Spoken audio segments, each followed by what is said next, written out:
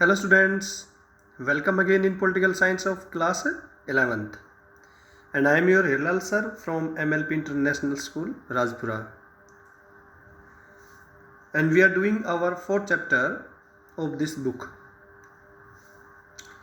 and the name of the fourth chapter is beta executive यानी कार्यपालिका, and in this chapter we are doing the power and the functions of president. Bharat के राष्ट्रपति की शक्तियाँ और उसके कार्य यानी power and function of president of India. In the previous video we have already discussed about the elections of president, removal of president and qualifications, and now in this video we are going to discuss power and functions of president, भारतीय राष्ट्रपति की शक्तियाँ और कार्य. इससे पहले हमने देखा था बेटे अकॉर्डिंग टू आर्टिकल, भाई किस आर्टिकल के तहत, according to article 54 we have a right to choose our president, and now we are going to discuss his power and function. So first of all we take the first step.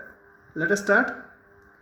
Executive functions यानी उसकी सरकार से संबंधित क्या उसके functions होते हैं, उसके कार्य होते हैं. देखिए, all the executive decisions are taken in the name of president. बेटा जो भी कार्य किए जाते हैं, सरकार जो भी काम करती है, प्राइम मिनिस्टर उसकी काउंसिल जो भी काम करती है, वो प्रधानमंत्री के नाम पर ही किया जाता है. And the prime minister of India is the main adviser of president. कोई भी अगर वो काम करता है तो राष्ट्रपति को उसे सलाहकार के रूप में माना जाता है. But the real executive is prime minister. Okay, we are going to the point B.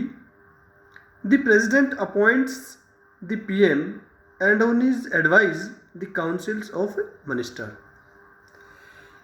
इस पॉइंट में बताया गया है कि उसके एग्जीक्यूटिव कार्य में दूसरा जो कार्य हमारे पास आता है कि भाई राष्ट्रपति जो है वो पीएम को अपॉइंट करता है बेटा, और उसी की सलाह पर यानी प्रधानमंत्री की सलाह पर उसके कैबिनेट के मंत्रियों को क्या दिलाता है, उनका भी सिलेक्शन करता है, उनको हम कहेंगे शपथ दिलाता है. और point C is it is the duty of PM to inform the president about all the important decision. ये प्रधानमंत्री का सबसे बड़ा कर्तव्य होता है कि जो भी वो कार्य करता है, महत्वपूर्ण जो वो लेता है, उन सभी के बारे में राष्ट्रपति को वो जरूर बताए. ये बेटा हो गई उसके एग्जीक्यूटिव फंक्शंस. मिलिट्री पावर्स के बारे में बात की गई है, यानी सेना से संबंधित उसके पास कौन सी ताकत है.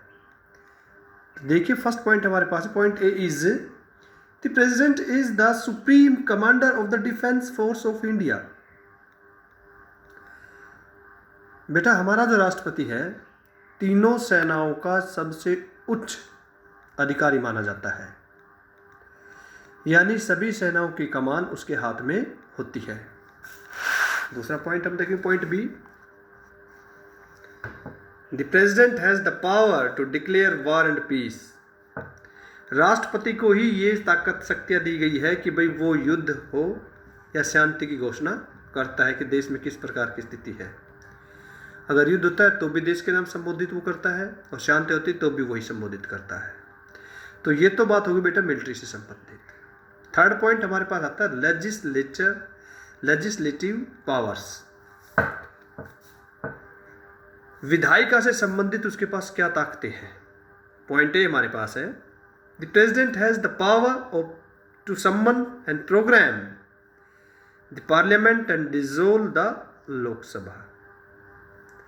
राष्ट्रपति के पास वो ताकत होती है कि भाई वो हमारी पार्लियामेंट को सम्मन भेजता है, उसके प्रोग्राम के बारे में पूछता है, और लोकसभा को डिसॉल्व करने का अधिकार राष्ट्रपति के पास ही होता है। जब प्रधानमंत्री अपनी मेजोरिटी खो देता है तो राष्ट्रपति लोकसभा को डिसॉल्व कर देता है। तो डिसॉल्व करने की ताकत जो है वो राष्ट्रपति के पास ही होती है। पॉइंट बी हमारे पास है, the president nominate 12 members to the Rajya Sabha. लो, सबसे बड़ी बात हमारे पास आगे बेटा, राष्ट्रपति जो है 12 सदस्य राज्यसभा के मनोनीत करता है। किन क्षेत्रों से लेता है? From among the specialist in the field of art, media, culture and so on. जो भी विशिष्ट व्यक्ति उसे लगता है इन सभी को मनोनीत करता है। No money bill can be introduce in parliament without his consent. कोई भी जो मनी बिल है, जो हम कहेंगे कि जो मनी बिल हमारे पास है वो उसकी यानी हम कहेंगे मंजूरी के बगैर लोकसभा में पेश नहीं किया जा सकता। आइए फिर हम चलते हैं बेटा जुडिशियली पावर। एक न्यायिक ताकतें, शक्तियां उसके पास कौन कौन सी है? The president has the power to grant pardon और reduce the punishment that a person receive in case of court martial और डेथ सेंटेंस। आप लोगों ने देखा होगा कि किसी भी बंदे को सुप्रीम कोर्ट फांसी दे देता है या आजीवन कारावास दे देता है, उस संदर्भ में उसके पास एक प्रावधान दिया गया कि वो राष्ट्रपति के सामने याचिका दायर कर सकता है। तो राष्ट्रपति चाहे तो उसे माफ़ भी कर सकता है, उसे क्षमा कर सकता है। तो ये पावर भी उसके पास है। No criminal proceeding can be started against the president while in office. जब राष्ट्रपति उसमें होता है तो उसके प्रति कोई भी क्रिमिनल जो केस जो वो नहीं चलाया जा सकता। आइए इमरजेंसी पावर के बारे में हम चर्चा करते हैं। आज का हमारा आज बेटा इस चीज़ का ध्यान रखना, आज के नोटिस हमारे इमरजेंसी पावर से स्टार्ट है। आपातकालीन शक्तियाँ क्या क्या है? वार और एक्सटर्नल एग्रेशंस, यदि युद्ध हो जाए, बाहरी हस्तक्षेप बढ़ जाए, अकॉर्डिंग टू आर्टिकल 352 यानी अनुच्छेद 352 के अनुसार, सच एन इमरजेंसी इज